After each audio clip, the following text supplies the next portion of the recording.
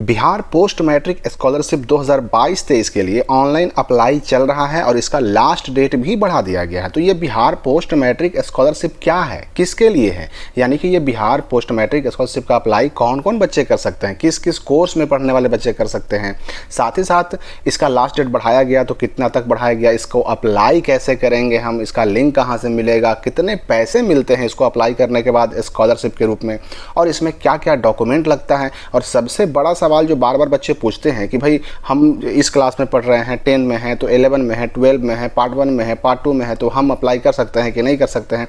तो सारी बातें मैं बिल्कुल क्लियर करने वाला हूं बिहार पोस्ट मैट्रिक स्कॉलरशिप 2022-23 के बारे में इस वीडियो में। तो सिंपली इसके लिए गूगल में सर्च कीजिए स्काईलाइट स्टडी और आपके सामने जो सबसे ऊपर यहाँ पर रिजल्ट आएगा उसको ओपन कर लीजिए क्लिक करके। जब ये वेबसाइट खुल जाएगा तो यहाँ पर आपको सबसे ऊपर ही एक पोस्ट नज़र आएगा, Bihar post matric scholarship 2022-23 online शुरू, ये है लास्ट डेट। यहाँ पर ये 2022-23 पर विशेष ध्यान दीजिएगा क्योंकि हर कोर्स करने वाले बच्चे का एक सेशन होता है। और अभी देखिए 2023 में आपने किसी भी क्लास में एडमिशन लिया हो, आपका सेशन 2023-24 होगा और ये जो अप्लाई हो रहा है यह 2022-23 के लिए हो रहा है। तो इस बात को पहले आपको समझ लेना है कि 2022 ईस्वी में आप जिस क्लास में पढ़ते थे उसी क्लास के लिए आप अप्लाई कर सकते हैं। 2023 में आप किसी भी क्लास में गए हों, उस क्लास के लिए, उस ईयर के लिए, उस एकेडमिक ईयर के लिए आप अप्लाई नहीं कर सकते, उसके लिए अभी डेट अलग से आएगा। तो यहाँ पर स्पष्ट कर दिया गया कि किस किस क्लास के या किस किस कोर्स को करने वाले बच्चे ये पोस्ट मैट्रिक बिहार स्कॉलरशिप का अप्लाई कर सकते हैं, ऑनलाइन कर सकते हैं। तो देखिए यहाँ पर स्पष्ट कर दिया गया कि ये जो पोस्ट मैट्रिक स्कॉलरशिप होता है ये मैट्रिक पास करके आगे पढ़ने वाले बच्चों के लिए होता है, यानी मैट्रिक में पढ़ रहे बच्चों के लिए नहीं होता है। मैट्रिक पास कर लिया आपने, इंटर में एडमिशन ले लिया, इंटर पास कर लिया आपने, ग्रेजुएशन यानी पार्ट 1, पार्ट 2, पार्ट 3 में पढ़ रहे हैं, या फिर पॉलिटेक्निक कर रहे हैं, या फिर डीएलएड कर रहे हैं, बीएड कर रहे हैं, या फिर और कोई भी कोर्स कर रहे हैं, अगर आप मैट्रिक से ऊपर किसी कोर्स में पढ़ रहे हैं तभी आप अप्लाई कर सकते हैं बिहार पोस्ट मैट्रिक के लिए। तो जो छात्र 2022 में 10th में पढ़ रहे थे, यानी जिनकी मैट्रिक परीक्षा 2023 में हुई है, वो इस स्कॉलरशिप को अप्लाई नहीं कर सकते, ये स्पष्ट समझ लीजिए।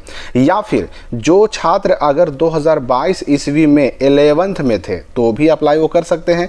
जो 2022 में 12 में थे, यानी कि जिन्होंने 2023 में इंटर का एग्ज़ाम दिया, वो भी अप्लाई कर सकते हैं। बस अप्लाई कौन नहीं कर सकते, तो यहाँ पर स्पष्ट कर दिया गया कि 2022 में अगर आप 10th में पढ़ रहे थे और आपकी एग्ज़ाम जो मैट्रिक परीक्षा हुई 23 में हुई तो आप नहीं भर सकते। हाँ, आपने एडमिशन करा लिया इंटर में, लेकिन अभी ये जो आपने एडमिशन कराया यह जो हुआ सेशन आपका 2023-24 है और 23-24 के लिए अप्लाई नहीं हो रहा है। 23-24 के लिए डेट अभी आएगा, 2-4 महीना 5 महीना के बाद डेट आएगा। तो ये समझ गए आप।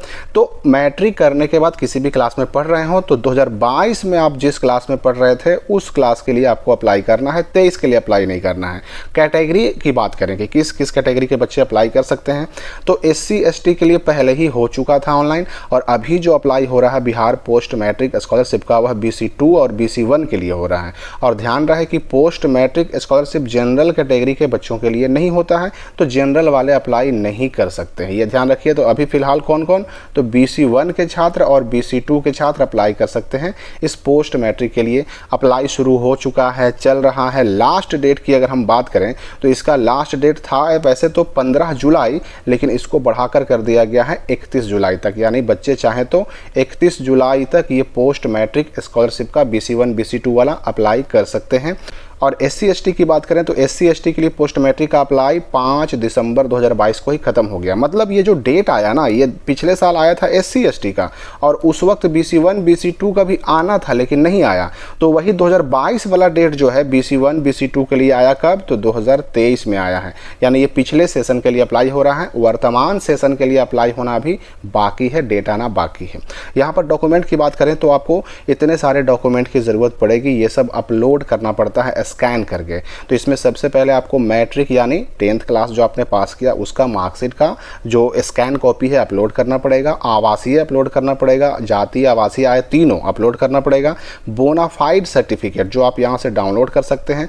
अब ये बोनाफाइड सर्टिफिकेट के बारे में एक बहुत बड़ा सवाल ये उठता है कि इसको हम कैसे बनाएं। तो देखिए यहाँ से आप फॉर्मेट तो डाउनलोड कर लीजिएगा, लेकिन इस फॉर्मेट को डाउनलोड करने के बाद उसको पूरा भरना पड़ता है, और भरने के बाद उस पर फोटो वगैरह चिपकाना पड़ता है, और चिपकाने के बाद जहाँ आप 2022 में जिस कॉलेज में पढ़ रहे थे वहाँ जा कर के उस पर साइन और मोहर करवाना पड़ता है। इतना करवा लिया तो आपका बोनाफाइड सर्टिफिकेट बन गया। तो बोनाफाइड सर्टिफिकेट कैसे बनाएं, ये उसका तरीका हो गया। डाउनलोड कर सकते हैं फॉर्मेट आप यहाँ से।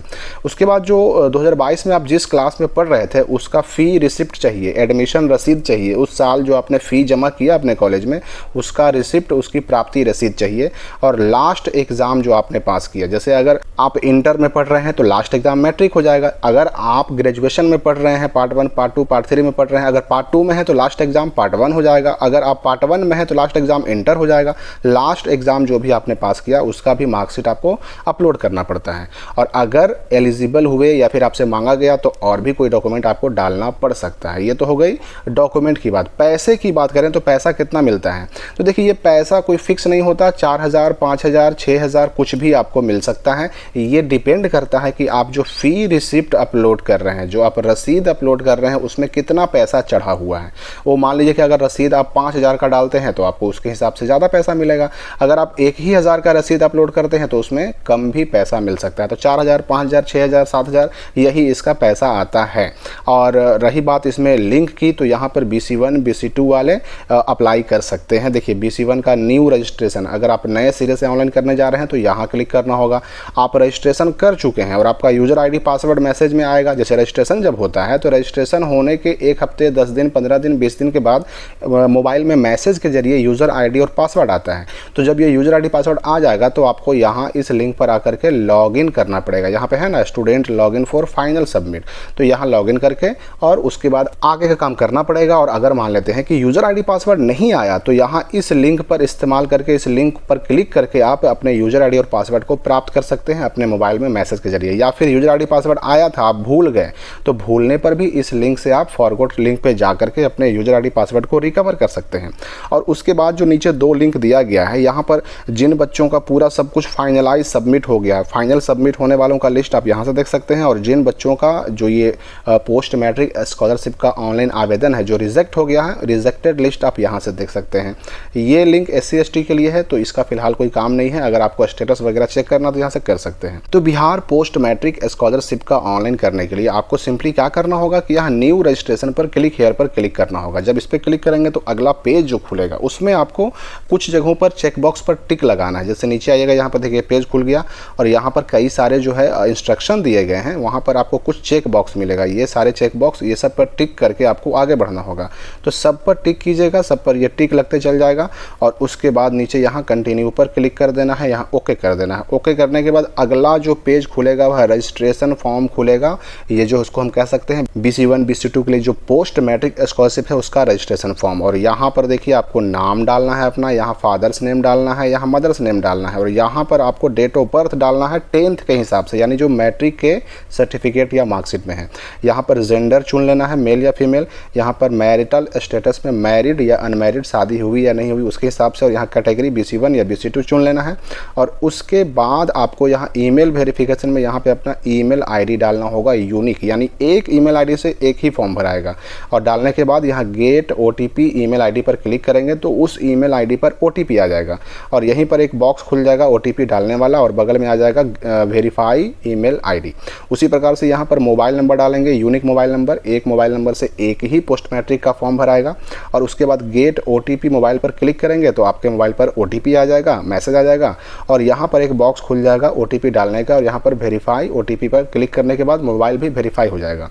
इतना करने के बाद फिर है आधार वेरिफिकेशन। अब देखिए आधार वेरिफिकेशन में यहाँ पर तो 12 अंकों का आपको आधार नंबर डाल देना है। और उसके बाद आधार के हिसाब से ईयर ऑफ बर्थ, पूरा डेट ऑफ बर्थ नहीं। जैसे मान लीजिए कि किसी का डेट ऑफ बर्थ 1/1/2006 है तो उस क्या करेगा कि पूरा डेट ऑफ बर्थ नहीं डालेगा, सिर्फ यहाँ पर 2006 लिखेगा, सिर्फ ईयर डालना है। ठीक है, ईयर डालने के बाद यहाँ पर नेम एज पर आधार, आपके आधार कार्ड में क्या नाम है वो नाम यहाँ पर डालना है, मार्कशीट के हिसाब से नहीं, आधार के हिसाब से। और उसके बाद आपको वेरीफाई आधार पे क्लिक कर देना है। वेरीफाई अगर आधार के हिसाब से मैच कर जाएगा तो यहाँ पर ग्रीन टिक लग जाएगा। और उसके बाद फिर ये कैप्चा डाल करके आपको यहाँ पर और नेक्स्ट पर क्लिक कर देना है। अगले पेज पर आपको जाति आवासीय आय का PDF अपलोड करना पड़ेगा, सबका नंबर डालना पड़ेगा। उसके बाद सबमिट करेंगे तो आपका हो जाएगा रजिस्ट्रेशन कंप्लीट।